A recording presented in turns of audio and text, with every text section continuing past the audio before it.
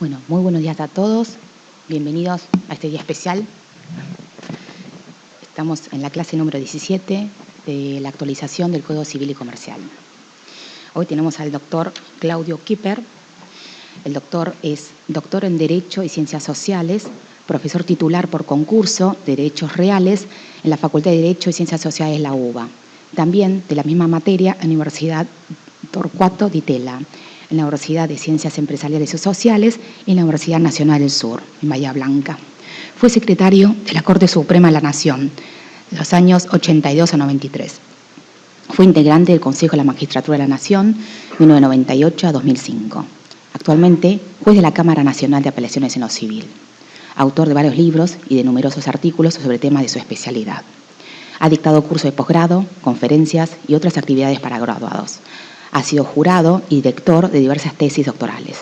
Becado e invitado por la Segunda Università degli Studi de Roma, invitado en el Instituto di Ricerca sui Sistemi Giudiziari de Bolonia durante enero de 2001. Bueno, muchas gracias. Le damos bienvenida al doctor. Cedemos la palabra. Sí, ¿no? Buen día. Bueno, muchas gracias al Colegio de Abogados por invitarme. Sé que esta reforma del Código tiene temas mucho más candentes, como las innovaciones en materia de familia, que en derechos reales. Pero en definitiva también la mayoría de nosotros vive en un departamento y tiene algunos problemas domésticos. Así que vamos a ver en qué ha cambiado un poco esto. Ustedes saben que la propiedad horizontal tuvo una evolución, porque en el Código de Vélez estaba prohibida. Había un artículo, el 2617, que impedía que pudiera existir una división de este tipo. A Vélez no le simpatizaba mucho, pensaba que iba a ser muy problemático que hubiera un dueño en la parte de abajo, otro dueño en la parte más alta. Y sí, problemático es, sabemos, pero la necesidad de vivienda, la concentración de la población en las grandes ciudades, tornó imperioso edificar hacia arriba, porque ya no hay lugar. Y en 1948 se dictó la ley 13.512, casi 880 años después. Y esta ley fue muy importante, exitosa, y la doctrina se ocupó mucho de analizar la ley 13.512. Tan solo 17 artículos. Y ustedes fíjense que este nuevo Código Civil y Comercial, que une al Código Civil y al Código Comercial, ha reducido la cantidad de artículos, son muchos menos que antes. Sin embargo, la propiedad horizontal se duplicó. De 17 artículos, ahora tenemos 30 y algo. Quiere decir que el legislador vio que era necesario profundizar en algunos aspectos y lo que ha hecho también es recoger las opiniones de la doctrina y la jurisprudencia durante todos estos años y de alguna manera se han volcado en el nuevo texto. Hay temas opinables, obviamente, no vamos a coincidir en todo, pero se le ha prestado mucha atención. Este es un derecho real y el nuevo código ahora lo enumera como derecho real, terminando con la vieja discusión de si era dominio y condominio o era un derecho autónomo. Ahora está claro que tenemos el dominio, el condominio, y este es un derecho real independiente, con sus propias características. Ustedes saben que los derechos reales tienen por objeto cosas. Acá el objeto es un inmueble, siempre tiene que ser un inmueble. Y este objeto lo podemos dividir. Hay un objeto inmediato, que son las cosas y partes propias. Todos pensamos en el departamento, ¿no? La unidad funcional, eso es lo que es propio. Después tenemos partes que son comunes, es decir, que son de todos, no solo nuestras. Y aparece una nueva categoría, que son los bienes del consorcio. Desde hace años discute la doctrina si el consorcio es la reunión de todos los propietarios que viven en un edificio, ¿no?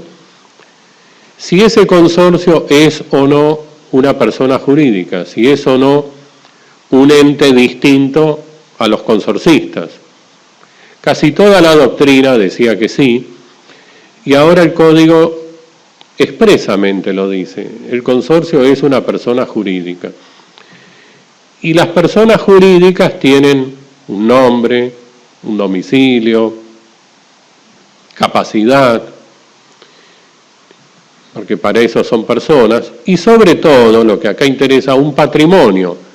El consorcio también, como es una persona, también tiene un patrimonio, y ese patrimonio no es el de los consorcistas. Los consorcistas son propietarios de las partes propias y de las partes comunes, del departamento, del ascensor, de la pared, pero los bienes del consorcio no son nuestros, sino de una persona diferente que es el consorcio, que tiene su administrador.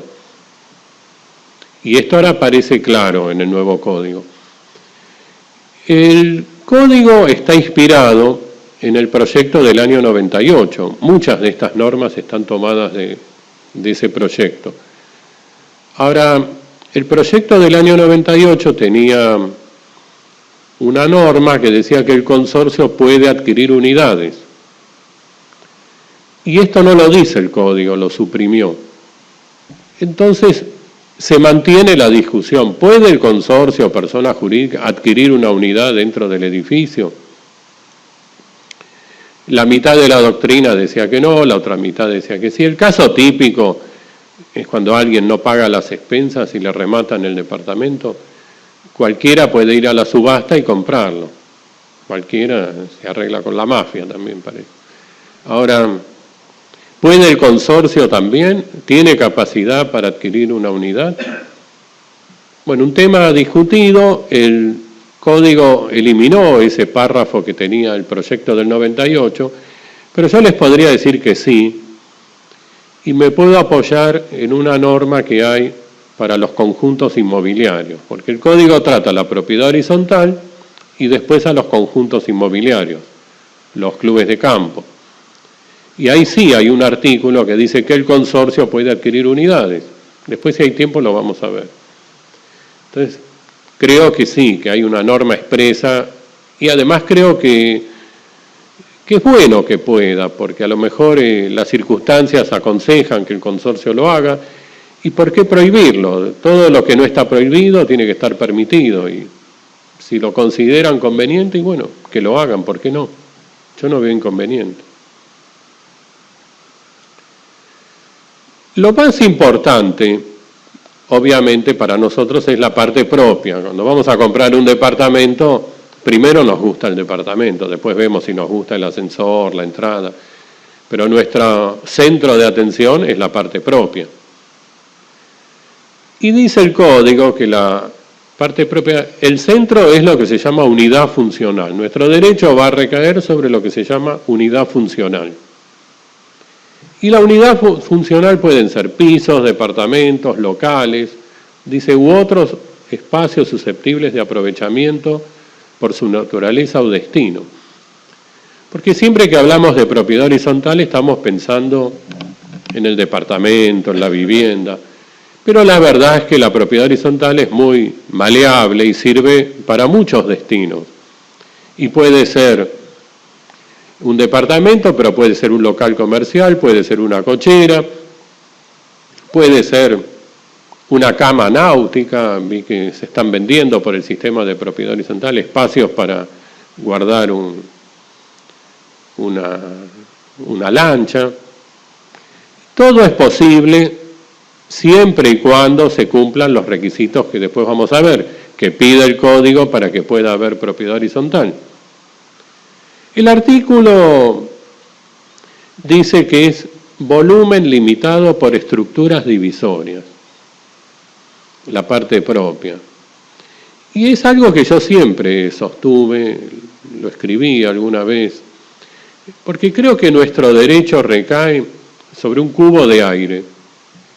Supongamos que esta es la unidad funcional. El techo no es mío, es común, es de todos. El piso es de todos, es común. Las paredes también. El cubo de aire que está acá encerrado es mi parte propia. Suena raro, pero es un poco así. Igual es un derecho muy importante y muy valioso, sabemos lo que cuesta, pero en realidad es el cubo de aire, y esto de alguna manera lo reconoce el código al dar esta definición.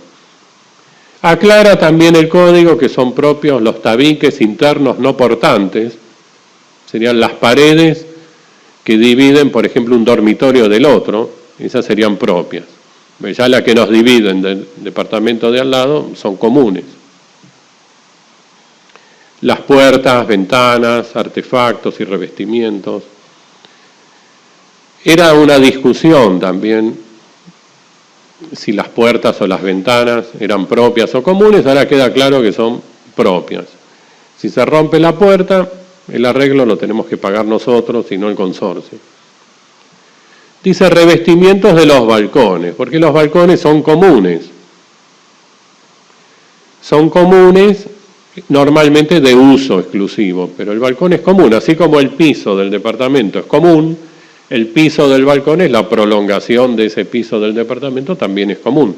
El espacio que está encerrado, ese cubo de aire entre el techo y el piso del balcón, es propio, y también, dice el código, revestimiento. Si yo quiero pintar o ponerle madera a la pared, eso obviamente es propio, pero no significa que lo sea la pared. Y puede haber unidades complementarias. El caso típico es la baulera. De acuerdo a cómo está regulada la ley, siempre las partes complementarias deben pertenecer a una unidad funcional.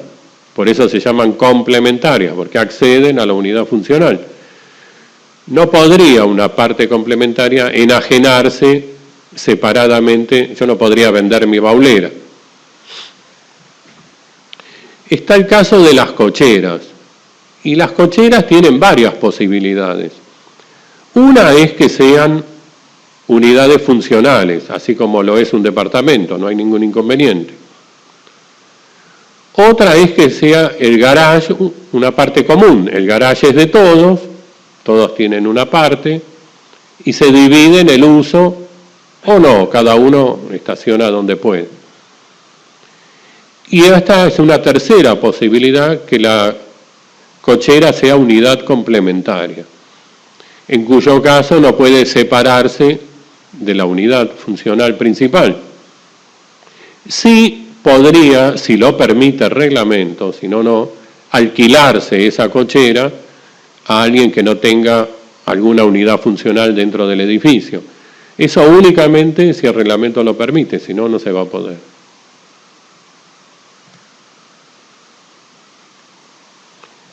Igual que en la ley 13.512, el código nos aclara qué requisitos debe cumplir esta unidad funcional para poder ser tal, para poder someterse al régimen de propiedad horizontal. Y los requisitos son dos: tiene que haber independencia funcional y salida a la vía pública. ¿Qué es la independencia funcional? Para saber si una unidad es o no es independiente, tenemos que ver, según el reglamento, qué función tiene, qué destino. Si el destino es vivienda, y bueno, la unidad para ser independiente por lo menos tiene que tener un baño y una cocina. Ahora, si es un local comercial, un estudio jurídico, a lo mejor ya no es tan importante que tenga cocina. Si es una cochera, obviamente no hace falta ni baño ni cocina, pero sí que haya suficiente espacio para estacionar un auto. Entonces, de acuerdo a la función que tiene que cumplir, vamos a determinar si hay o no independencia. Y el otro requisito es que haya salida a la vía pública, que puede ser directa. A veces hay construcciones que cada una tiene una salida directa a la calle. y si no, tiene que haber un pasaje común, la escalera, el ascensor, caminos, según el lugar de que se trate. Pero esto está ligado también a la independencia, porque yo no sería independiente si para salir a la vía pública tengo que pasar por el inmueble de mi vecino.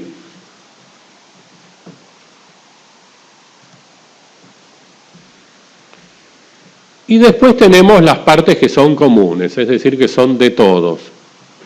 Como ustedes saben, todos tenemos un derecho sobre las partes comunes que está expresado en un porcentaje, una parte alícuota, y eso va a estar determinado en el reglamento. Dice el código que son comunes aquellas que son indispensables para la seguridad, por ejemplo la caldera, las que son de uso común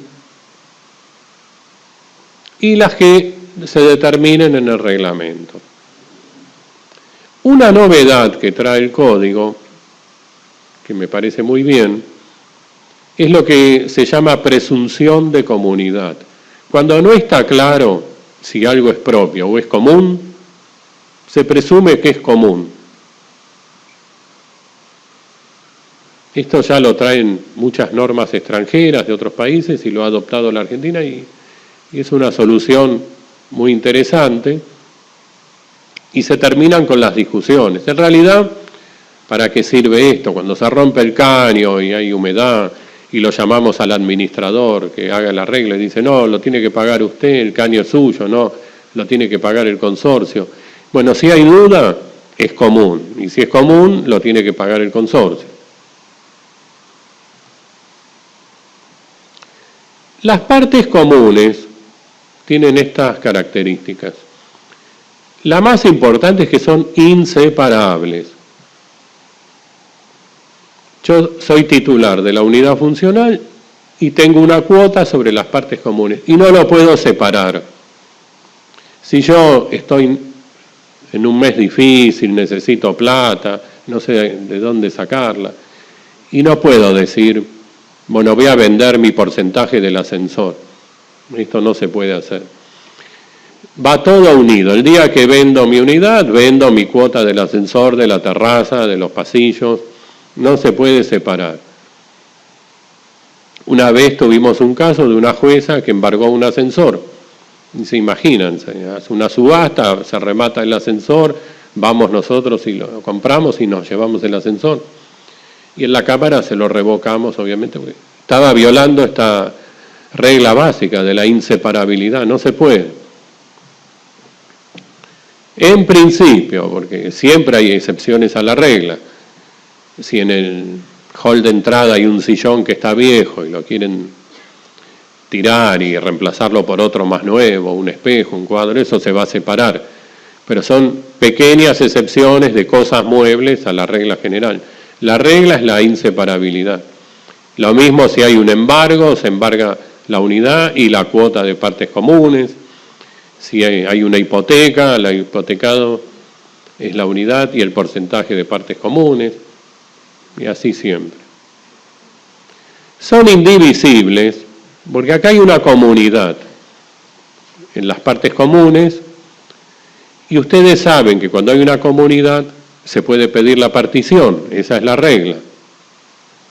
Acá no, acá hay una indivisión forzosa, mientras dure el sistema nadie puede pedir la división. Las partes comunes son accesorias, lo principal es la unidad funcional y hay una relación de interdependencia entre unas y otras.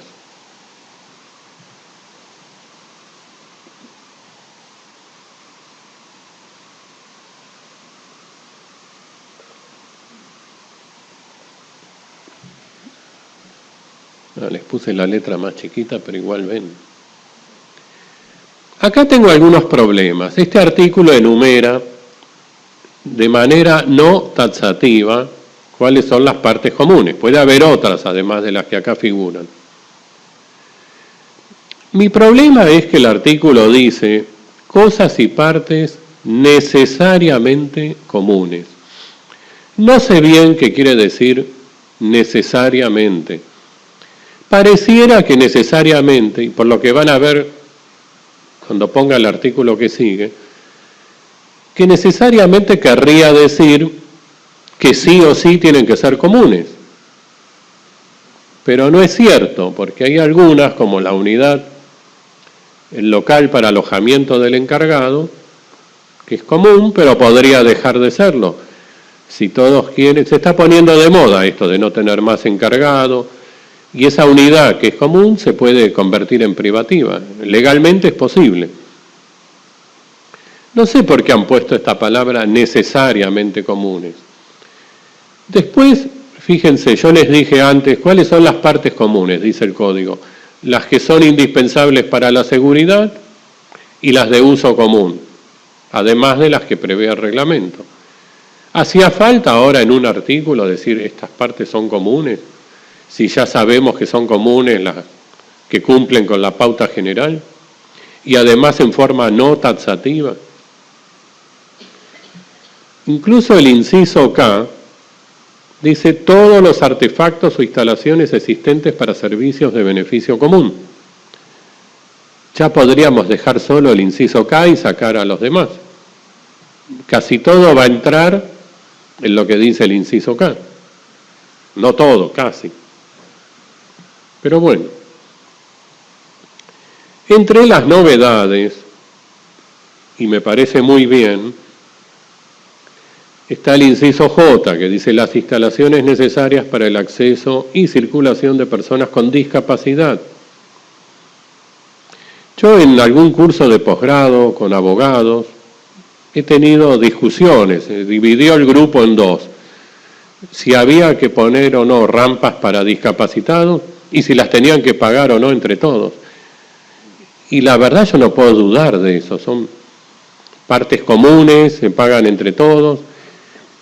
Y además, aún antes de la vigencia del código, hay normas en tratados internacionales en contra de la discriminación, que favorecen la igualdad, y están por encima de la ley de propiedad horizontal. Sin embargo, no todos pensaban así. Bueno, esta discusión no va a continuar porque ahora en forma expresa lo dice el código. Es una parte común y ustedes saben que hay reglas que obligan en los edificios a tener este acceso para discapacitados. Igual les cuento que el día que fui a votar hace poco, fui a una escuela pública y había una escalera y había 2 o 3 personas con sillas de ruedas que no podían subir. Me llamó mucho la atención que una escuela no tenga la rampa para discapacitados, y más habiendo una ley que lo ordena, ¿no? Lo que no dice el código es si estas partes comunes pueden o no ser convertidas en privativas, en unidades funcionales. No lo dice, pero pienso que sí. Siempre y cuando no se trate de aquellas indispensables para la seguridad y no se ponga en peligro la viabilidad del sistema. No podría un ascensor convertirse en privativo porque todos lo precisan para salir. Pero no veo inconveniente, por ejemplo, en que el local del portero o una azotea pueda convertirse en parte privativa, y siempre y cuando esto se decida por unanimidad, es decir, que todos estén de acuerdo. Porque cada uno tiene un porcentaje sobre las partes comunes. Y si se va a convertir en privativo, me están quitando ese porcentaje sobre un espacio. Me están quitando mi derecho de propiedad. Y no me pueden quitar mi derecho de propiedad si yo no presto mi consentimiento, porque eso sería una venta forzosa que no está prevista. Entonces, solo esto por unanimidad. Otra novedad que trae el código es que dice en una norma que las partes comunes pueden pertenecer a todos o a algunos. Puede haber partes comunes que no sean de todos los consorcistas, sino de algunos, siempre y cuando esto esté estipulado expresamente en el reglamento, ¿no?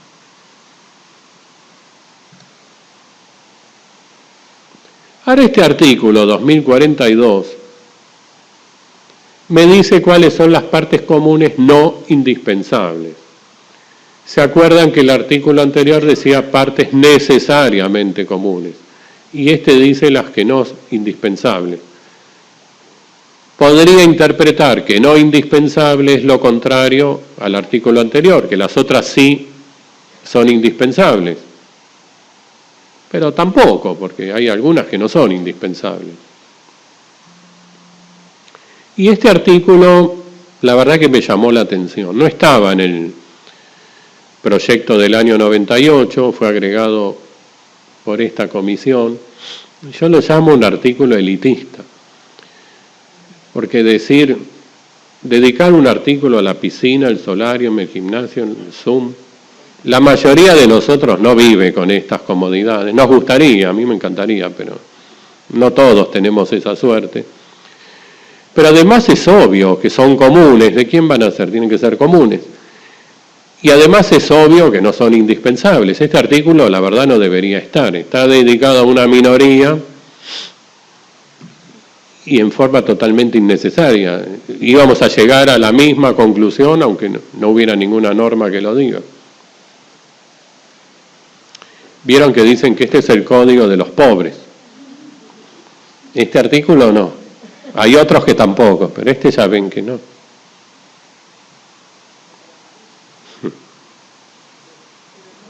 No es taxativo, puede haber otras. Pueden poner la cancha de tenis. Bueno, ¿qué podemos hacer? ¿Cuáles son nuestros derechos? Y acá ustedes pueden distinguir sobre la parte propia y sobre las partes comunes. Este es un derecho real. Y ustedes saben que en los derechos reales hay 3 facultades claves que son usar, gozar y disponer. Obviamente, este es un derecho que se ejerce por la posesión, podemos usar y gozar. Lo interesante es que hay límites.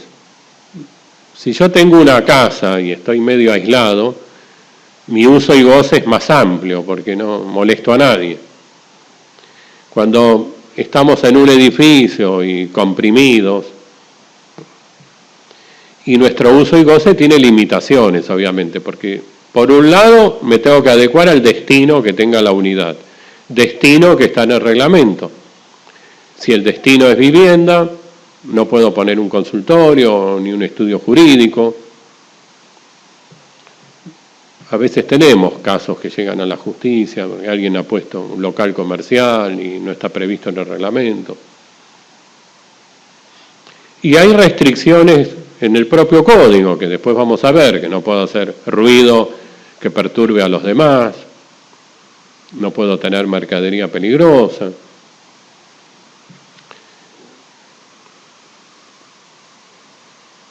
El código dice que puedo disponer, lo cual está bien, pero la novedad es que dice que puedo disponer jurídica y materialmente. Disponer jurídicamente sin duda, yo puedo enajenar la unidad, puedo gravarla con derechos reales como el usufructo, la puedo hipotecar, de esto no hay duda. Lo que me llamó la atención es que diga que se puede disponer materialmente, porque hasta el día de hoy la doctrina en general sostenía que no se puede disponer materialmente. Porque como les dije antes, si el techo es común, las paredes es común, el piso es común, no puedo hacer un agujero en el piso o en el techo, ni atravesar la pared, porque no es mío, porque es de todos. Entonces, disponer materialmente está muy limitado. Puedo sí revestir, pintar, colgar un cuadro, pero no mucho más. Sin embargo, el código dice en forma expresa que puedo disponer materialmente.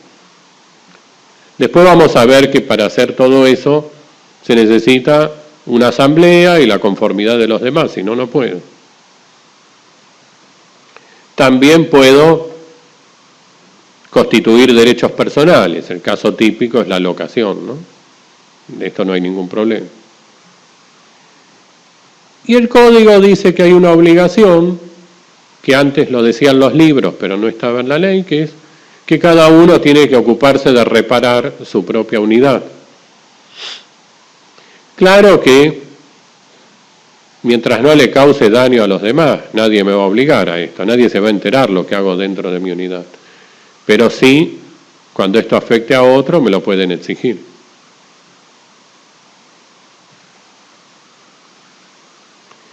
Y sobre las partes comunes, esto es muy similar.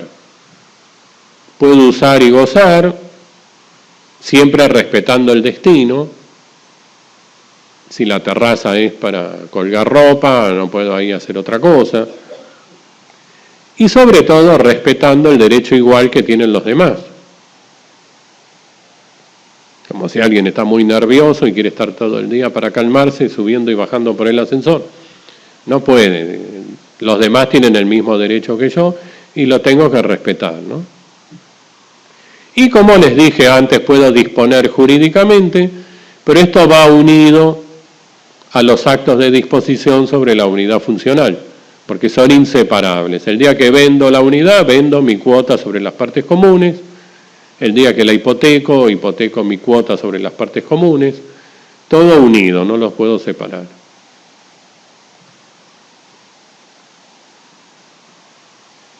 Estos son algunos de los temas que más llegan a tribunales, las obras. En la unidad funcional hay obras que tácitamente están prohibidas. Yo no puedo hacer ninguna obra nueva que ponga en peligro la seguridad del edificio. Esto está prohibido y aunque me lo autoricen todos, esa autorización no tendría valor.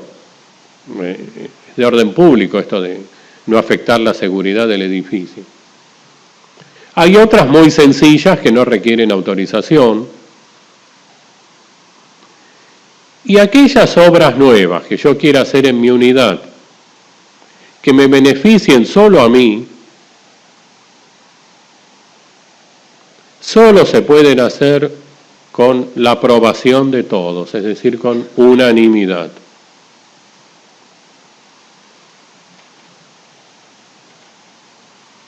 Porque en alguna medida voy a afectar partes comunes. El caso típico es aquel que cierra un balcón o techa un patio. Acá se están involucrando partes comunes y en beneficio de uno solo. Cuando es en beneficio de uno solo, la mayoría necesaria es la unanimidad. Y estos casos llegan a tribunales, a veces por envidia, porque no se llevan bien, por varios motivos. A mí me sorprende que haya tantas demandas por esto, pero un señor cierra el balcón y lo demanda el consorcio o lo demandan los vecinos para que quite el cerramiento porque no consiguió la mayoría. Y se imaginan que es imposible conseguir la unanimidad, que yo consiga, que vayan todos a la asamblea y que todos me voten a favor, eso es un milagro, no ocurre nunca, después vamos a ver. Y alguien opta por los más prácticos, dice, lo hago y listo, después vemos. Y viene la demanda. Yo hace unos años era muy severo, porque quizás por haber leído mucho a la doctora Hayton, ella dice en el libro, si alguien hace la obra sin permiso, y después el juez dice, bueno, ya que la hizo, se la perdono, no le causa daño a nadie, hay abuso del derecho del consorcio que quiere tirar abajo la obra. Dice, estamos premiando al que violó la ley. Porque la ley me dice que tengo que ir a la asamblea, pedir permiso, convencer, y si en vez de hacer todo eso, lo hago directamente y presento el hecho consumado, y después el juez es contemplativo, se premia al que obra mal, al que obra violando la ley, que es el criterio severo, ¿no? Con los años, la verdad, me fui ablandando. Una vez un señor tenía un patio, y en el patio hizo un pequeño techito para proteger a la parrilla, y el consorcio lo demandó. Y la verdad que me pareció abusivo, ya no le causaba daño a nadie, era un techito que ni siquiera afectaba la estética, pasaba desapercibido, y dije que pierdan tiempo en demandar por esto. Y ahí empecé a replantearme todo y a ser más flexible y a entender que a veces no es fácil ir a la asamblea y conseguir la mayoría y convencer a los demás. Y me fui inclinando, no del todo, pero un poco hacia aquellos que piensan que hay abuso del derecho en este tipo de demandas. Y hay que ver caso por caso, hay obras muy groseras, no se puede techar todo un patio, porque el patio es aire y luz, es la ventilación del edificio. Además, si yo techo todo un patio, el que vive en el primer piso ahora tiene el patio nuevo, que es el techo del patio que estaba abajo, y todos podrían ir cerrando y agrandando su departamento. Esto no se puede.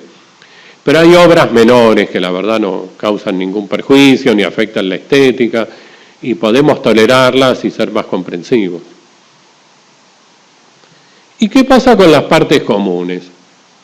La doctrina desde hace años decía, cuando la obra beneficia a todos, basta con la mayoría absoluta, más de la mitad.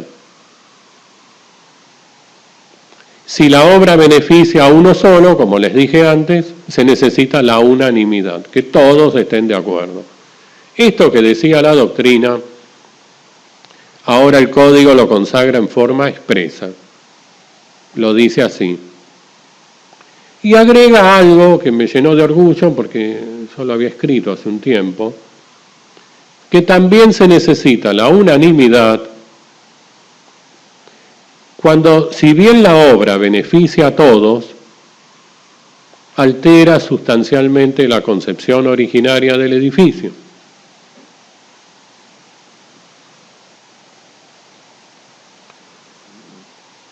Supongamos que tenemos la entrada del edificio y el garage. Y dicen, vamos a achicar la entrada para agrandar el garage. Tiran abajo la pared, agrandan el garage y la entrada es más chiquita. Esto es en beneficio de todos. Pareciera que entonces basta con la mayoría absoluta.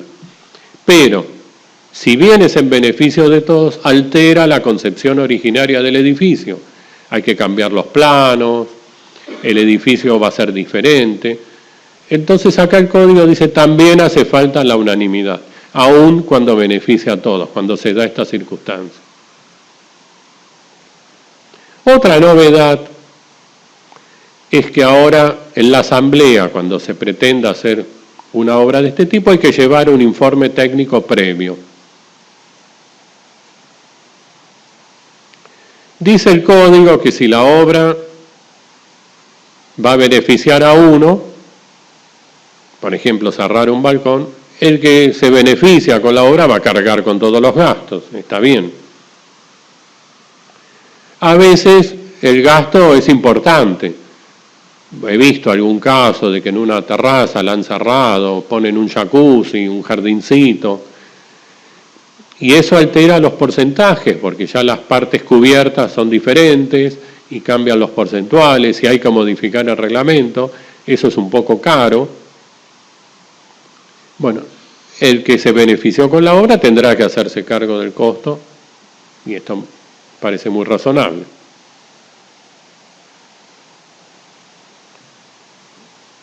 Antes, cuando se aprobaba una obra en la asamblea, la minoría podía impugnar judicialmente si la obra era de costo excesivo, contraria a la ley o al reglamento, o ponía en peligro la seguridad. Esto se repite. Aquellos que fueron a la asamblea y votaron en contra, si se dan estas circunstancias, pueden iniciar un pleito para pedir la nulidad. La novedad es que ahora también dice el código que puede demandar a aquel que pidió permiso y se lo negaron. Este también ahora tiene la acción judicial.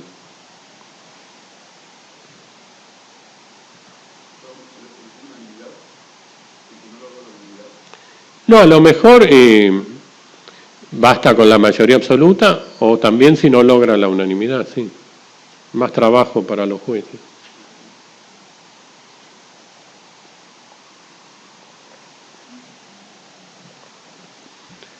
A lo mejor yo quiero que se arregle el ascensor. Eso es en beneficio de todos. Bastaría la mayoría absoluta. O a lo mejor yo creo que el ascensor está mal y que puede haber un accidente.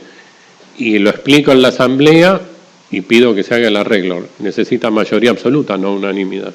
Pero la mayoría vota en contra porque no quieren gastar.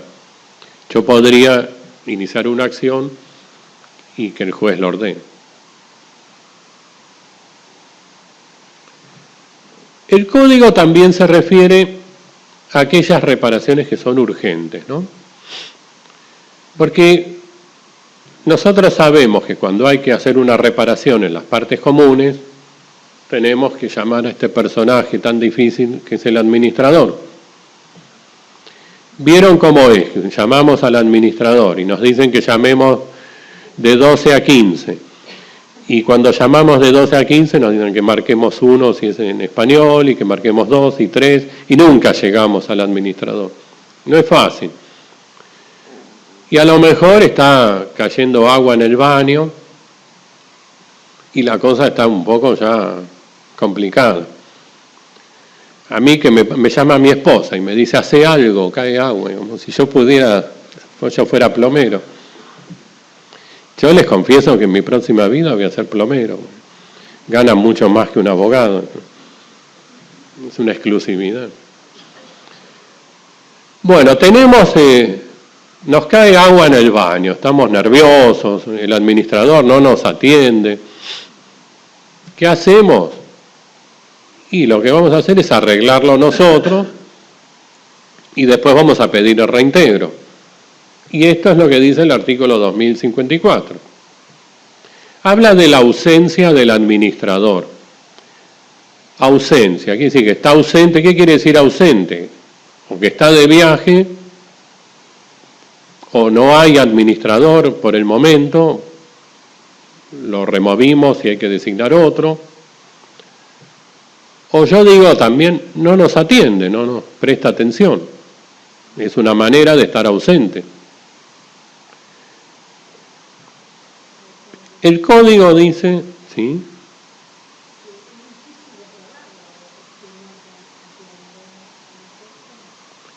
Sí, pero podríamos quizás con un escribano hacer un acta de que llamamos 20 veces y no nos atendió, o nos atendió una vez y nos dijo que llamemos mañana, o mandar una carta documento y no la contestó.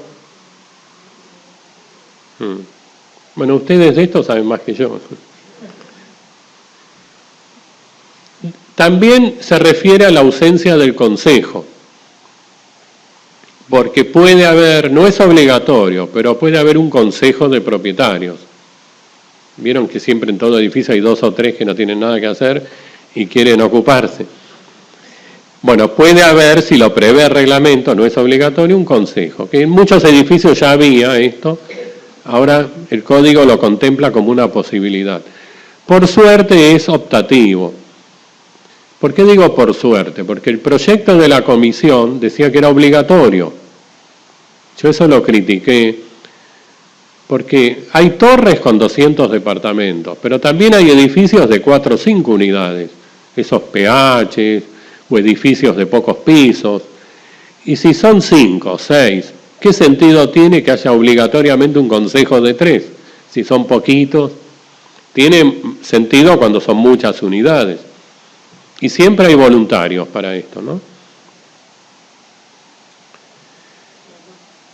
No, siempre hay. Ustedes van a ver en las asambleas, van a ver muchas cosas, hay que ir con un psicólogo y un sociólogo a la asamblea, pero siempre hay 2 o 3 que quieren mandar. En todos los órdenes de la vida hay gente que quiere mandar en algún lado. Y algunos concretan su aspiración en la asamblea. Es tener más poder dentro del edificio. La ley 13.512 decía que había que avisar a los demás y esperar que no se opusieran. Yo les mandaba una carta a todos mis vecinos y les digo, mire, tengo una gotera en el baño, voy a hacer el arreglo. Si pasaban unos días y nadie me decía que no, lo hacía y después pedía reintegro. Todo esto el código lo suprimió, ahora es más expeditivo. No tengo que avisar a los demás, ni esperar a ver si se oponen o no. Ahora me dice que mi derecho a reembolso corre peligro si el gasto es injustificado. Antes la ley decía si el gasto no era útil, ahora dice injustificado. Supongamos que llamo al plomero. Viene el hombre a la mañana y me dice, esto le sale 40.000 pesos, es lo que cobran, me da 10.000 de adelanto y vengo a la tarde y le hago el arreglo. Bueno, yo le doy los 10.000 a la mañana y el hombre no viene nunca más. Esos 10.000 no me los van a reintegrar porque no es un gasto justificado.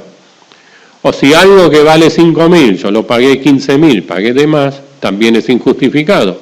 Me van a reintegrar lo que entiendan que corresponde. Lo que no prevé el código, como sí hacía la ley 13.512, ¿qué pasa si hay ausencia pero no urgencia? Hay que hacer el arreglo, el administrador no me lleva el apunte, pero no es urgente. Si esto se demora, no es grave. Espero toda la vida que me atienda el teléfono. Yo creo que en algún momento, por analogía, se puede aplicar esta solución, aun cuando no haya urgencia, porque si no, nunca se va a hacer el arreglo.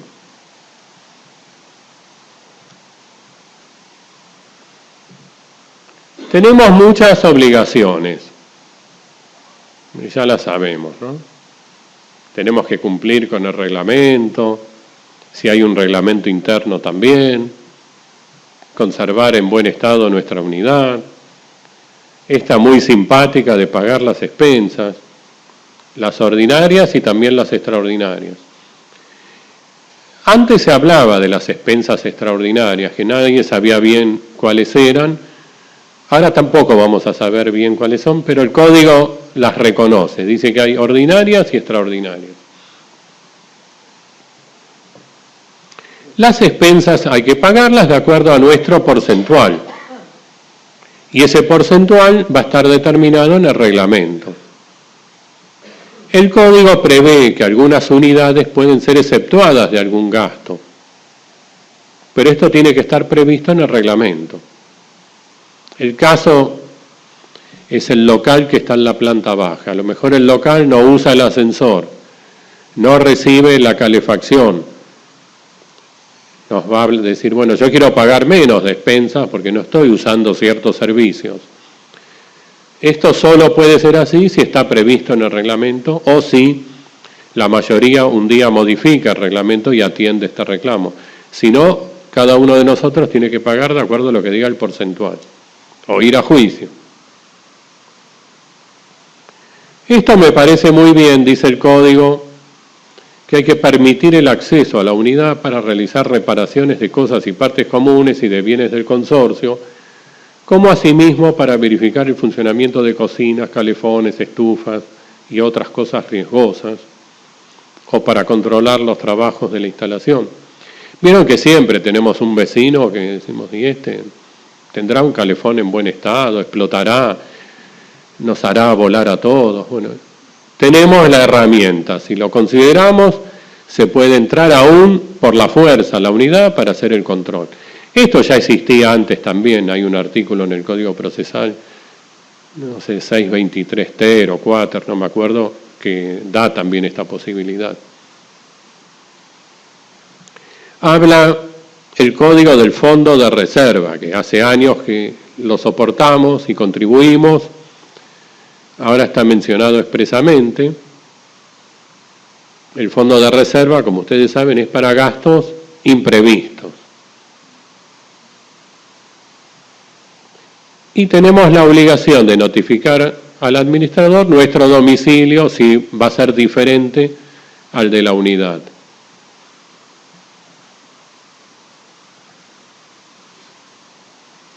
Y como les dije antes, tenemos prohibiciones. No podemos destinar la unidad a usos contrarios a la moral y a las buenas costumbres. No, buenas costumbres decía la ley anterior, esta no lo dice. Solo a la moral. así que nos podemos portar peor ahora. Dice, o a fines distintos a los previstos en el reglamento, porque no podemos poner un estudio jurídico si el destino es vivienda. No podemos perturbar la tranquilidad de los demás. El código sienta la pauta de la normal tolerancia, no podemos exceder la normal tolerancia, porque algún ruido podemos hacer. ¿Cómo se mide la normal tolerancia? Con criterio objetivo. Es decir, lo que es insoportable para el común de la gente, no para uno en particular. Hubo un caso que llegó a la Corte Suprema. Un señor demanda a los vecinos del piso de arriba porque decía que los chicos a la mañana cuando iban al colegio corrían y hacían mucho ruido y que a él lo molestaba. Ganó en primera instancia, ganó en Cámara, increíble, ¿no? Y llegó a la Corte y la Corte lo revocó. Se había demostrado en el expediente que era un maniático, tenía doble capa de vidrio, doble alfombra, doble revestimiento, no soportaba ningún ruido. Pero eso no es la normal tolerancia. La normal tolerancia es lo que es, como dije, insoportable para todos, no para alguien en particular. Además estaríamos llenos de demandas de este tipo.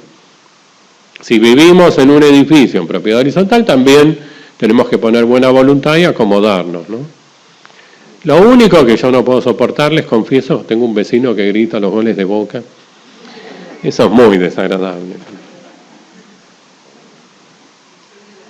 Sí. Bueno, no podemos ejercer actividades que comprometan la seguridad del inmueble, depositar mercadería peligrosa.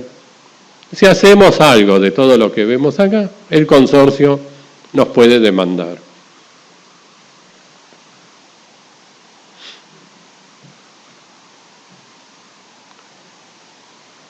Bueno, creo que todos ven. Tenemos que pagar las expensas, ¿no? ¿Qué son las expensas? Dice, gastos de conservación y reparación de la propia unidad funcional. Esto no es expensa. Esta es una obligación que cada uno tiene de tener en buen estado su propia unidad. Como vimos, en principio nadie nos va a venir a controlar, pero si esto pone en peligro a los demás, entonces sí, el consorcio tiene una herramienta para entrar y verificar si nuestra estufa está bien, si no tenemos nada que pueda afectar a los otros. Dice, asimismo, hay que pagar las expensas comunes, ordinarias. Ven que dice ordinarias, porque puede haber extraordinarias, de administración y reparación o sustitución de las cosas y partes comunes o bienes del consorcio. Acá está la clave, dice, necesarias para mantener en buen estado las condiciones de seguridad, comodidad y decoro del inmueble. ¿Qué son entonces las expensas? Son mejoras necesarias.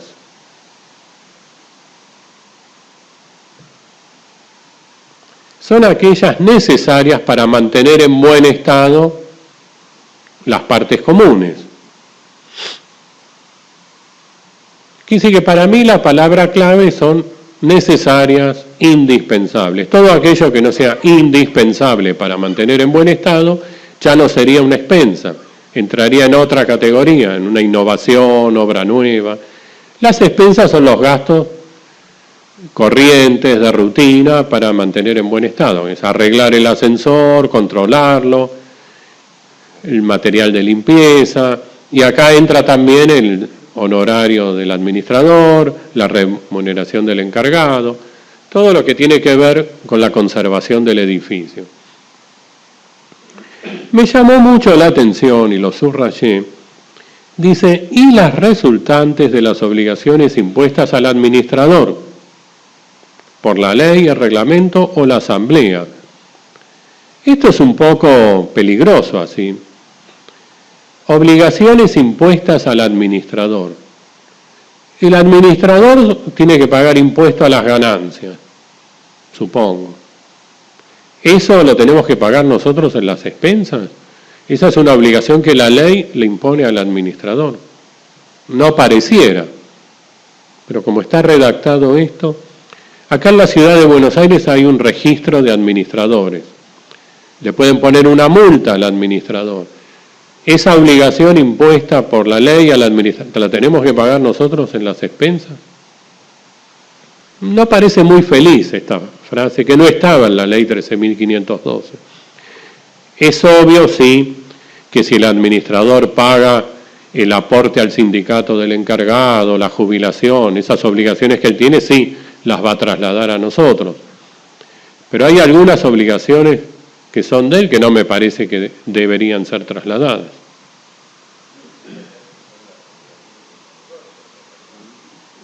Claro, pero como ahí está puesto así a seca, sin aclaración, hay que interpretar así como usted dice, pero debió ser más feliz la redacción. Además, ustedes saben que los administradores, todo lo que nos puedan trasladar a nosotros y no pagar de su bolsillo, si pueden, lo hacen. Igualmente son expensas ordinarias las requeridas por las instalaciones necesarias para el acceso o circulación de personas con discapacidad, que esto está muy bien. Para terminar con la discusión, queda claro que hay que pagarlo entre todos. Y también para las vías de evacuación alternativas para casos de siniestro. Ahora están las extraordinarias. Hay que pagar también las extraordinarias que disponga la Asamblea. Hay que hacer un arreglo extraordinario, cambiar todo el piso de la terraza porque ya no da más, y bueno, eso también lo tenemos que pagar de acuerdo al porcentual que nos diga el reglamento. Esto no lo decía la ley anterior. El certificado de deuda que expide el administrador y aprobado por el Consejo, si es que lo hay, no siempre lo hay, ahora es título ejecutivo. Esto no estaba en la ley anterior, pero estaba en el Código Procesal y funcionó perfectamente. Las expensas, ustedes saben, se reclaman por juicio ejecutivo, que es el certificado que expide el administrador.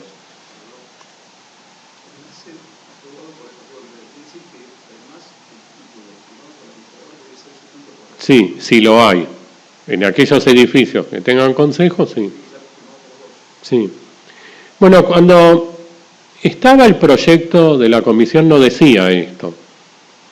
Hay un abogado, no me recuerdo el apellido, que preside una liga del consorcista. Y él criticó porque decía que era peligroso darle esta arma al administrador. Y se ve que entonces lo escucharon y le agregaron con la conformidad del Consejo para atenuar ese poder que tiene el administrador, de tener una vía ejecutiva para reclamar una deuda que él mismo certifica. Yo sé que es un poco peligroso, pero lo cierto es que también todo es peligroso. Pero no hay una idea más práctica que esta. Y hace años que funciona, y si alguna vez el administrador se excede, se puede también después impugnar, iniciar un juicio contra el administrador. Y hasta se lo puede remover. Pero bueno, le han puesto un límite y no me parece mal.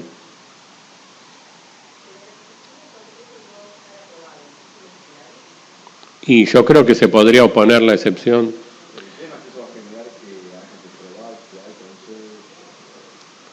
Bueno, se acompañará una copia del reglamento. Bueno, pero a ver, pensemos, no hay consejo. El administrador inicia el juicio ejecutivo. El demandado opone la excepción de inhabilidad de título. Él tiene que probar también, dirá, acá hay un consejo, acá está la prueba de que hay un consejo y que no falta la firma, la aprobación. El que opone una excepción también carga con la prueba.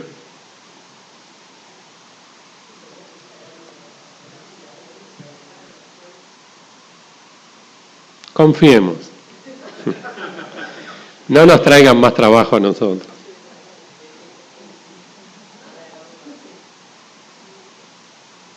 Bueno, una duda, no duda, este crédito tiene privilegio, el crédito por expensas lo tiene, esto está en el artículo 2582. La duda es con los conjuntos inmobiliarios, cementerios y tiempo compartido, donde también hay que pagar expensas. Con los conjuntos inmobiliarios no habría problema, porque dice el código que es una propiedad horizontal especial. Así que la solución es la misma. Ahora, con los cementerios y con el tiempo compartido, no está claro que haya privilegio. Porque el artículo 2582 solo se refiere a las expensas comunes en propiedad horizontal.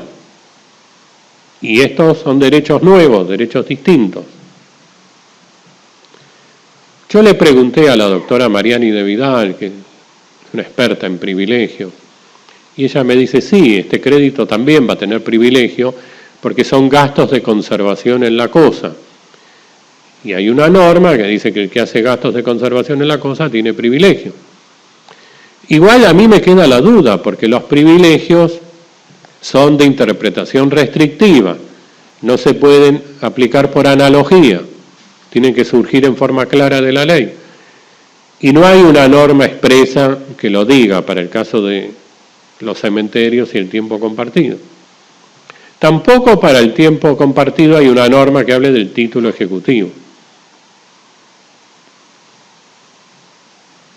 Así que estas son problemas, inquietudes que seguramente ustedes nos irán planteando en los pleitos. ¿Quién está obligado a pagar las expensas? Acá hay una novedad importante. Dice el artículo 2050, sin duda, el propietario. De esto no hay duda. Ahora dice que sin implicar su liberación, los que sean poseedores por cualquier título.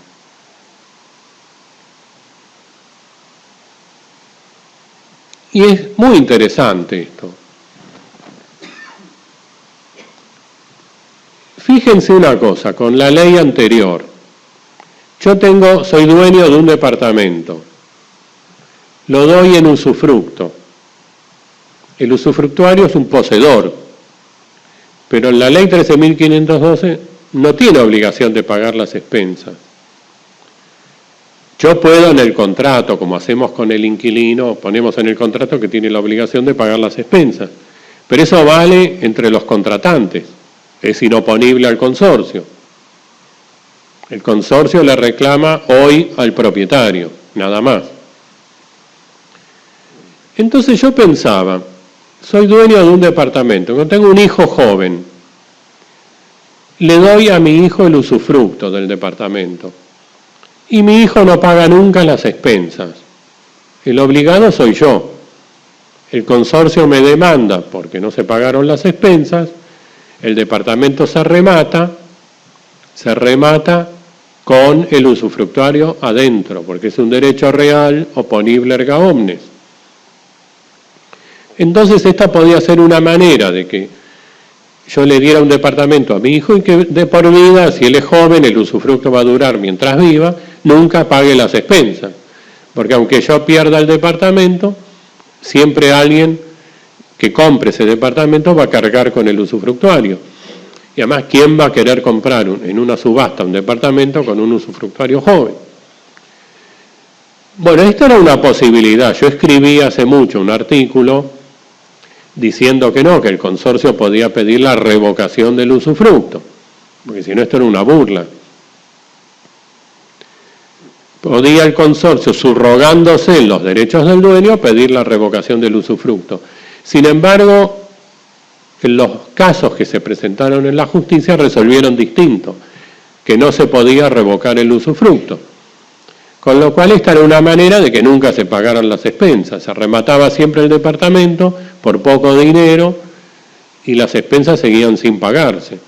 Y si las expensas no las paga nuestro vecino, las tenemos que pagar nosotros, porque de algún lado la plata tiene que salir. Esto ahora se termina, no se va a discutir más, porque ahora también el usufructuario va a estar obligado a pagar las expensas, lo dice el artículo. ¿Y qué pasa si no las paga? Bueno, hay otra novedad en el código. cuando el Código regula el usufructo, dice que se puede ejecutar el derecho de usufructo. Esto es muy novedoso. Quiere decir que si hay un usufructuario que tiene una deuda, el acreedor del usufructuario le puede rematar el derecho de usufructo. ¿Qué es esto? En una subasta adquirimos el usufructo que tenía esa persona que no pagó su deuda. Pasamos a ser usufructuarios en lugar de él. ¿Cuánto va a durar el usufructo? El tiempo que debía durar el usufructo original. Y creo que esto es un acierto muy interesante y va a evitar muchos problemas. Dice poseedores por cualquier título. ¿Y qué se me ocurre a mí? Acá entra sin dudas el comprador con boleto de compraventa. Aquel que compra un inmueble, tiene la posesión, pero todavía no escrituró que tiene un boleto de compraventa, entraría perfectamente en este artículo, es un poseedor.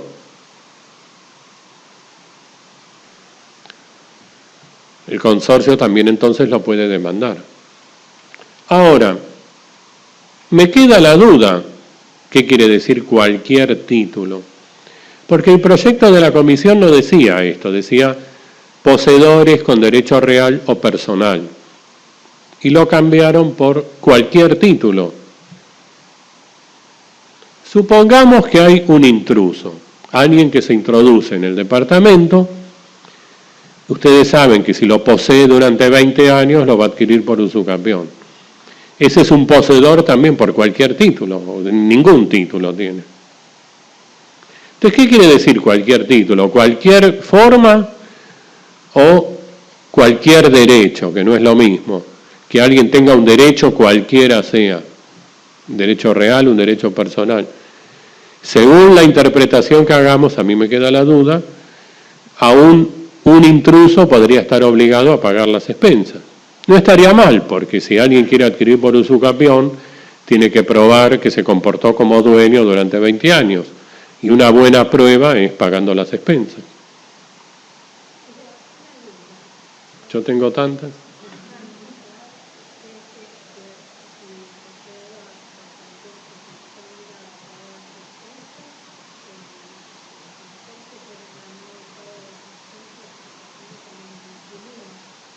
No es poseedor el inquilino.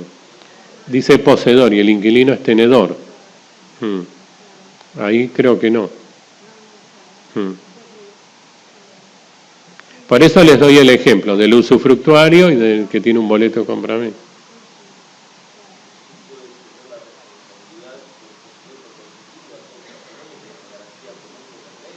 Ah, sí, sí. Que el patrimonio puede no ser, no es la unidad funcional, porque esa tiene un dueño. El dueño también está obligado, ahí dice que no se libera por esto.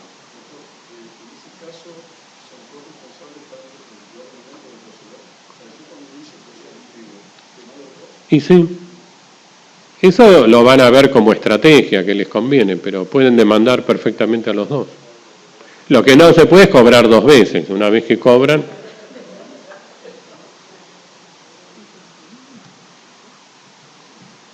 Bueno, acá tenemos algún problema. Dice el artículo, sí. Hemos siempre dicho que no, pero la verdad lo voy a tener que volver a estudiar, porque ahora hay normas en el código que le dan otra categoría. Ya no lo llaman más concubinos, conviviente, y si la convivencia está inscripta en un registro, tiene algunos derechos. Yo creo que no es poseedor, porque si yo soy dueño de un inmueble, por ejemplo, e invito a alguien a vivir conmigo, hay muchos derechos que van a derivar de esa relación, pero no la posesión la sigo teniendo yo. Pero son temas que se nos vienen también. Dice este artículo 2049, los propietarios no pueden liberarse del pago de ninguna expensa o contribución a su cargo aún con respecto a las devengadas antes de su adquisición, por renuncia al uso y goce de los bienes o servicios comunes, por enajenación voluntaria o forzosa, ni por abandono de su unidad funcional. Bueno, vamos a ver. No me puedo liberar de pagar las expensas por renuncia al uso y goce. Esto está muy bien. Si yo soy amarrete y me baño con agua fría, o no uso el ascensor para que no se gaste y me gusta subir por la escalera, tengo que pagar igual las expensas. No puedo decir que uso y gozo menos y que me cobren menos, no. Sería caótico. Ahora,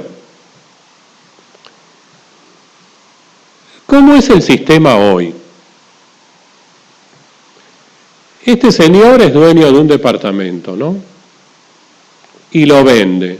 Este señor debe 10.000 pesos de expensas. Se lo vende a este otro que está acá. Le viene la deuda con el departamento, ¿sí? Dice el artículo 17 de la ley 13.512 que esta deuda sigue el dominio del piso o departamento. Quiere decir que este que compra un departamento que tiene una deuda, le viene la deuda, pero este no se liberó, porque acá dice que no se libera por la venta. Quiere decir que hay dos obligados, el que vende, que tenía la deuda, y el que compra un departamento con deuda. ¿Cómo responde este? Con la cosa, con el departamento, no con todo su patrimonio, porque la deuda no es de él, la deuda le vino, ¿sí? Entonces responde solo con la cosa. Supongamos que este le vende ahora a un tercero, este que está acá, el departamento. Esta deuda que era de este y que le vino con el departamento, se va con el departamento. Ahora pasa acá la deuda, los 10.000 pesos. ¿Me van siguiendo, no? Le vino con el departamento, se va con el departamento. Los 10.000 que me vinieron se van al otro. Porque la deuda no era mía, era del departamento, digámoslo vulgarmente, se va con el departamento este otro. Así es hoy, sin duda. ¿Qué dice el artículo? No pueden liberarse aún con respecto a las devengadas antes de su adquisición. La devengada antes de la adquisición que éste adquiere, si le pasa a este, dice que no puede éste liberarse. Me cambió. Pero está mal. Además de que es injusto, hay un artículo, el 1937, que dice que el sucesor particular responde solo con la cosa, cuando le viene la deuda con la cosa. Y entonces yo digo, si este, que le vinieron los 10.000 con el departamento, le vende a este y le manda el departamento con los 10.000, este no se libera, me dice el código, de la deuda que se devengó antes de la adquisición. No se libera, pero responde solo con la cosa. ¿Qué sentido tiene que no se libere si va a responder con algo que ya no tiene más? El patrimonio no se lo pueden embargar, solo la cosa, y la cosa se la pasó al otro. Está mal. Salvo que me digan que acá hay una excepción al 1937, pero lo leí 20 veces y no lo entiendo así. Creo que se han equivocado, porque el sistema de la ley 13.512 cerraba bien. Si la deuda me viene con la cosa, respondo solo con la cosa y se va con la cosa. Ahora me viene con la cosa, se va con la cosa, pero yo no me desobligo. ¿Y qué sentido tiene estar obligado a algo si igual no tengo con qué responder? Si me embargan mi auto, voy a decir, no, usted lo único que me puede embargar es el departamento, que ya lo vendí.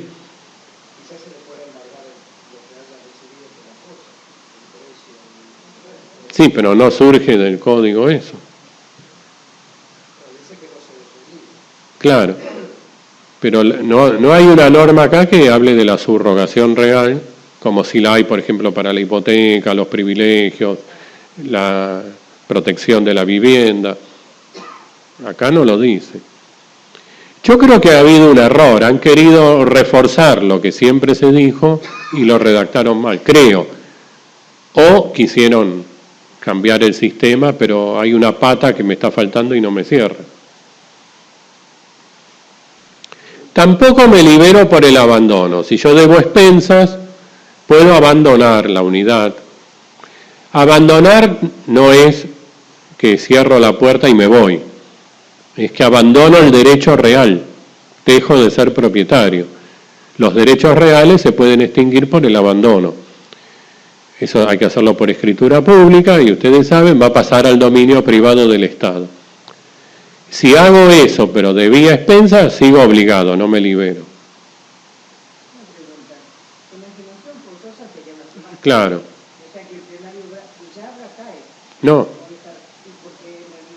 No, lo están reiterando. No, porque lo deja obligado al anterior. En cambio, en el Yabra dice que lo tiene que pagar el comprador. Sí, pero no liberaba al anterior. Lo que dice el plenario es que el que compra en una subasta un departamento que tiene deuda, las tiene que pagar. Y acá también. Claro, no lo leen acá, pero ustedes tendrían que leer también el 1937.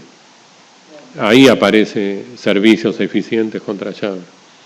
Porque el 1937, que es una norma general, dice que el sucesor particular, el que adquiere, está obligado, recibe la cosa con la deuda. Sí, el anterior no se libera por el 2049, por lo que ustedes leen ahí.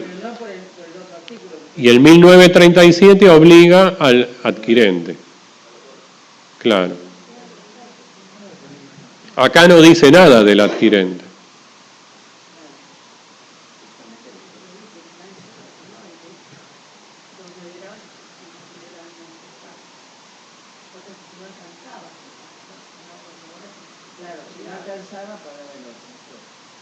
A ver, yo vendo el departamento con deuda y al que me compra le digo, mira, vos te haces cargo de la deuda. Firmamos un contrato. Eso es inoponible al consorcio. El consorcio, como ustedes ven con esta norma, puede demandar a quien quiera y si yo fui demandado y tuve que pagar algo que por contrato no me correspondía, después tendré que repetir contra mi co-contratante porque pagué algo que él asumió. Pero yo al consorcio, todo lo que contrate le es inoponible, al consorcio no le importa. Es común a veces que si alguien tiene una deuda muy grande, venda el departamento más barato y arregle que el otro se va a hacer cargo de la deuda. Hay quienes se ocupan de comprar departamentos con deuda también y para pagar menos. Dice que tampoco pueden rehusar el pago de expensas o contribuciones ni oponer defensas por cualquier causa fundadas en derechos que ellos invoquen contra el consorcio. Claro, yo no pagué las expensas, el consorcio me las reclama. Yo no le puedo decir, pero ustedes no me arreglaron el techo del baño, entonces no pago las expensas. No, eso no lo puedo hacer, tengo que pagar igual. Salvo, la única excepción es la compensación. Y ustedes tienen regulada la compensación en los artículos 921 a 923, que sería un caso de compensación legal, y ustedes ven los requisitos. Tienen que ser 2 prestaciones de edad recíprocas, con un título diferente, que sean fungibles, homogéneas, líquidas y exigibles. Difícil. Una novedad que trae el código, y me parece bien, vamos a comprar un departamento y no sabemos si hay deudas. Bueno, ahora se las podemos pedir al administrador y él tiene la obligación de informarnos si hay deuda de expensa.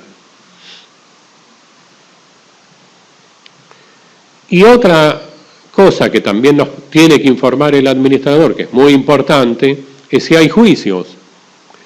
Porque a lo mejor vamos a comprar un departamento y averiguamos las expensas están al día o hay una deuda muy pequeña, no nos preocupa.